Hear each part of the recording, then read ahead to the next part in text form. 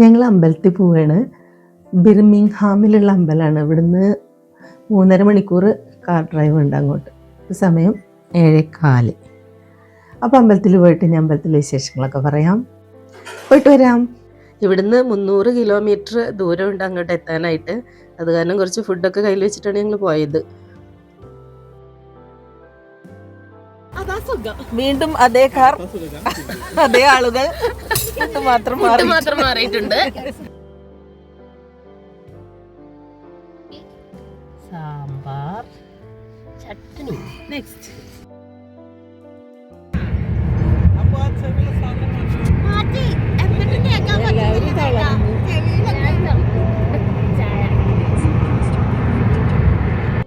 അമ്പലത്തിലേക്ക് എത്തുമ്പോഴേക്കും ഒരു 11 മണിയൊക്കെ കഴിഞ്ഞിട്ടുണ്ടായിരുന്നു. കാറ് അമ്പലത്തിൻ്റെ പുറത്തെ റോഡ് ഒരു പ്രദക്ഷിണം നടത്തി. പാർക്കിങ്ങിന് വേണ്ടിയിട്ട് സ്ഥലം തിരഞ്ഞതാണ്. ഒത്തിരി ബിൽഡിങ്ങിൻ്റെ കൺസ്ട്രക്ഷൻസ് നടക്കുന്നുണ്ട്. അമ്പലം ദൂരെ നിന്ന് തന്നെ കാണാമായിരുന്നു. എൻ്റെ സൈഡിലൊക്കെ ആയിട്ട് കുറേ ബിൽഡിങ്ങുകളൊക്കെ കണ്ടു. തിരുപ്പതിയിലെ ശ്രീ വെങ്കിടേശ്വര ബാലാജിയുടെ പ്രതിഷ്ഠയാണ് ഈ അമ്പലത്തിലുള്ളത്.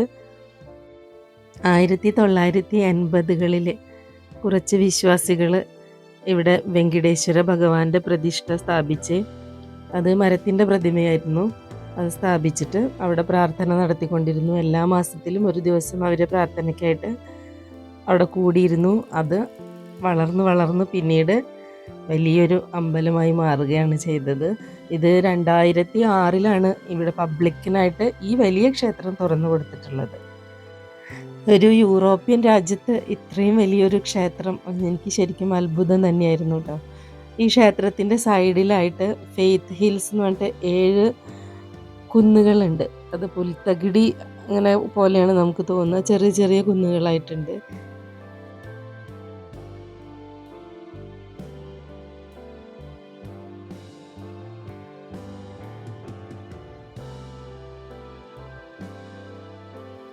മെയിൻ എൻട്രൻസ് ബിൽഡിങ്ങിലൂടെ അകത്തേക്ക് വന്ന നേരെ അമ്പലത്തിൻ്റെ മുകളിലേക്ക് കയറി പോകുന്ന സ്റ്റെപ്സ് കാണാം. പക്ഷേ ഇന്നലെ ഞങ്ങൾ പോയപ്പോൾ അതിലെ എൻട്രി ഉണ്ടായിരുന്നില്ല, സൈഡിലൂടെ ആയിരുന്നു. അപ്പോൾ സൈഡിലൂടെ പോയപ്പോൾ അവിടെ ഒരു റിസപ്ഷൻ കൗണ്ടർ ഉണ്ട്. അവിടെ നമുക്ക് ആവശ്യമുള്ള പ്രസാദങ്ങളൊക്കെ ബുക്ക് ചെയ്യാം. തിരുപ്പതിയിലത്തെ പ്രധാന പ്രസാദം ലഡു ആണല്ലോ, അപ്പോൾ ഞങ്ങൾ ലഡു ഒക്കെ വാങ്ങിച്ചു. പിന്നെ അവിടുന്ന് ആ ബിൽഡിങ്ങിനകത്ത് നിന്ന് മേലേക്ക് കയറി പോവുകയാണ്. അവിടെയാണ് വിഗ്രഹ പ്രതിഷ്ഠ ഉള്ളത്. ദീപാരാധനയൊക്കെ നടക്കുന്ന സമയമായിരുന്നു. അപ്പോൾ നന്നായി പ്രാർത്ഥിക്കാനും ഒക്കെ പറ്റി. പിന്നെ ഈ അമ്പലത്തിൻ്റെ 2 സൈഡിലുമായിട്ട് വേറെയും ചെറിയ ചെറിയ അമ്പലങ്ങളിലുണ്ട്. അയ്യപ്പൻ, ശിവൻ, ബാബ, നവഗ്രഹ ടെമ്പിൾ അങ്ങനെയൊക്കെ ആയിട്ട് കുറച്ച് സൈഡിലൊക്കെ ഉണ്ട്. പിന്നെ ഹനുമാൻ സ്വാമിയെ പ്രാർത്ഥിക്കാം, ദേവതമാരുണ്ട്. അമ്പലത്തിനകത്ത് ഫോട്ടോഗ്രാഫി അലൗഡ് അല്ല.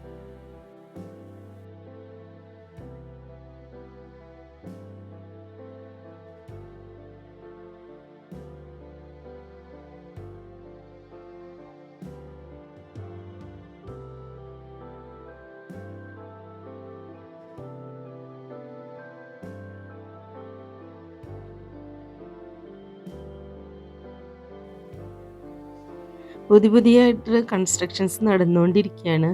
ഇത് നേരത്തെ ഉണ്ടായിരുന്നതാണെന്ന് തോന്നുന്നു. ഇവിടെ വെള്ളം നിറച്ചിട്ടില്ല. അന്നദാനത്തിൻ്റെയൊക്കെ പുതിയ ബിൽഡിംഗ് പണിയുന്നുണ്ടെന്നുള്ളത് അവിടെ ബോർഡ് വെച്ചിട്ടുണ്ടായിരുന്നു. ഒരുപാട് സ്ഥലങ്ങളുണ്ട് നടന്ന് കാണാനായിട്ട്.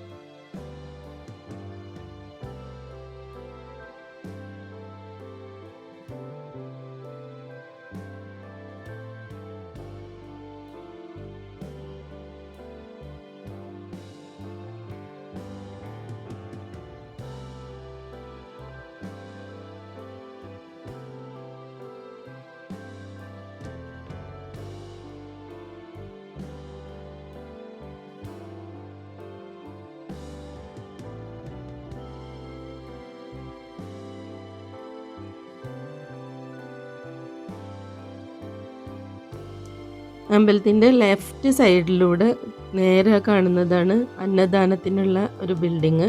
അതിൻ്റെ മുന്നിലായിട്ട് ചിൽഡ്രൻസ് പ്ലേ ഏരിയ ഉണ്ടായിരുന്നു. ഞങ്ങൾ പ്രസാദമൊക്കെ കഴിച്ചു അവിടുന്ന്. വീണ്ടും കുറച്ച് നേരം നിന്ന് ഫോട്ടോസൊക്കെ എടുത്തു. അത്രയധികം പോസിറ്റീവ് എനർജിയാണ് നമ്മളിലേക്ക് വരുന്നത്. ശരിക്കും ഇത് അടുത്തൊക്കെ ആയിരുന്നു ഈ അമ്പലമെങ്കിൽ കൂടെ കൂടെ നമുക്ക് പോവായിരുന്നു. ഒരു ഫുൾ ഡേ വേണം നമുക്ക് പോയി വരാൻ.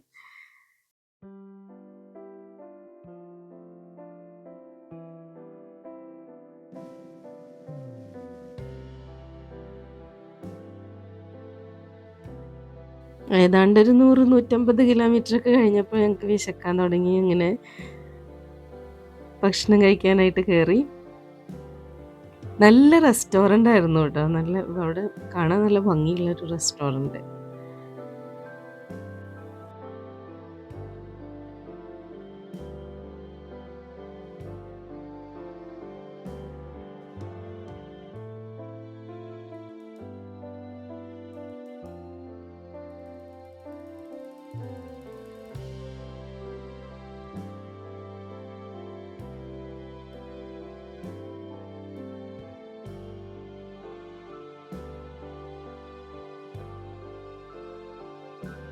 തിരിച്ച് വീട്ടിലെത്തിയത് 10:45 കഴിഞ്ഞിട്ടാണ് രാത്രി. തണുപ്പ് അതിൻ്റെ ക്ലൈമാക്സിൽ എത്തിയിട്ടുണ്ടായിരുന്നു. അപ്പോൾ വീഡിയോ ഇഷ്ടമായാൽ എല്ലാവരും ഒന്ന് ലൈക്കും കമൻറ്റും ചെയ്യണേ. സബ്സ്ക്രൈബ് ചെയ്യാനും മറക്കല്ലേ. Thanks for watching.